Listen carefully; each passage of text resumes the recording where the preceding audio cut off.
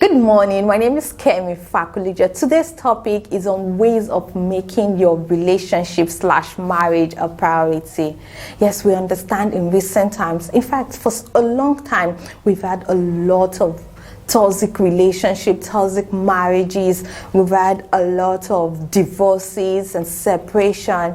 But believe me, you're in the midst of all this toxicity. There are still people who are in marriages and relationships that is working, right? So today we want to talk about 5 simple ways of making that relationship/marriage a priority. You want to sit down and enjoy.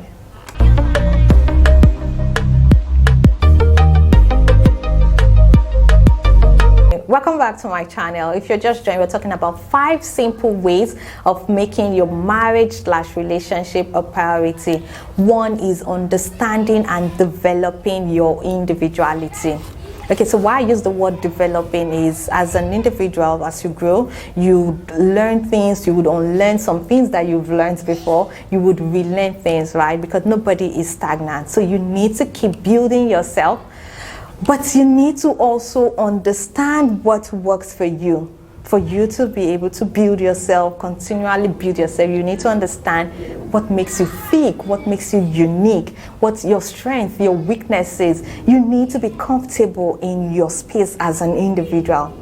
When you're able to do that, you would easily and conveniently complement your partner. Without that, what you're doing is choking your partner, because your partner also deserves alone time. Like, everybody deserves that.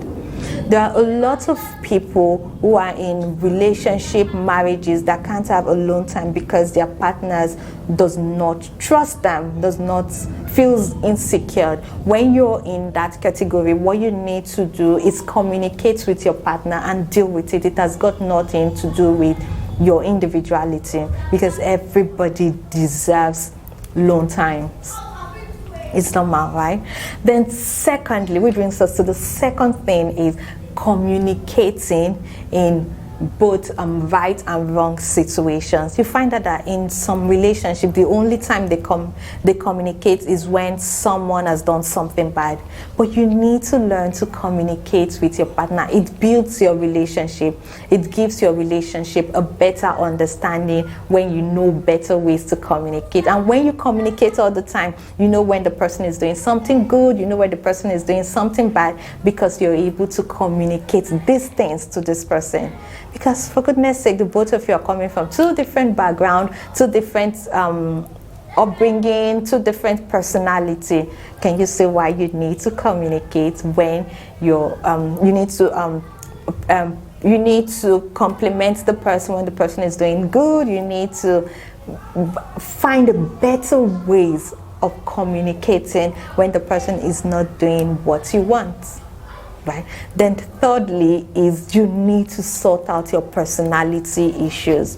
I've heard people talk about, okay, you know what, like, this is who I am. No, this is not who you are.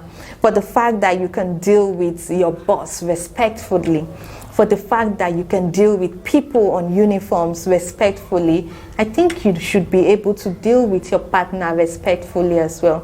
I've seen people who would say, okay, you know what, that is my nature. As long as that is not what your partner wants, then you need to start working on your nature. So you need to start dealing with your personality issues. There is nobody that wants to be disrespected, irrespective of your gender or your personality traits, right? So because you know you deserve respect, you need to respect your partner, especially because you want your partner to feel good, to be, when it comes to your partner's self-esteem, you want your partner to be like on top, right? Then fourthly, which is one key thing that I feel in a lot of relationships, a lot of marriages, it flies away almost immediately, is sex. There are a lot of things that will take sex off your marriage. A lot of things. Is it when you start thinking of the economy? Is it when you start thinking of, like, a lot of things, a lot of, like, everything takes sex off marriages. So you need to consciously, intentionally keep sex in your marriage, like intentionally keep it, irrespective of whatever is going on. You need to make sure sex is one important thing that nothing can take away.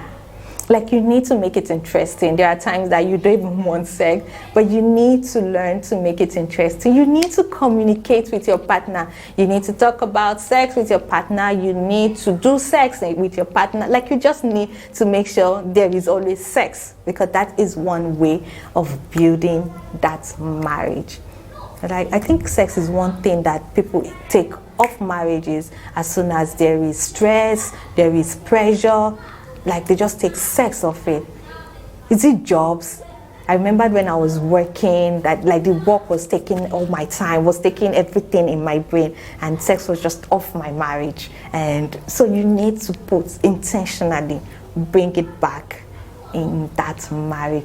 Then finally, right, this is for women mostly, because they said, a lot of people would say men don't cry, but for women it is actually a weapon, right? It is a weapon. So the fifth one is crying, like your tears. There are a lot of men who cannot withstand their women cry.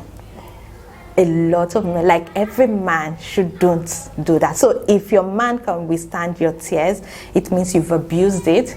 It means you've done it wrongly, and you need to fix it. Like, tears is one thing that you need to wisely use as a communication skill with your partner, with men.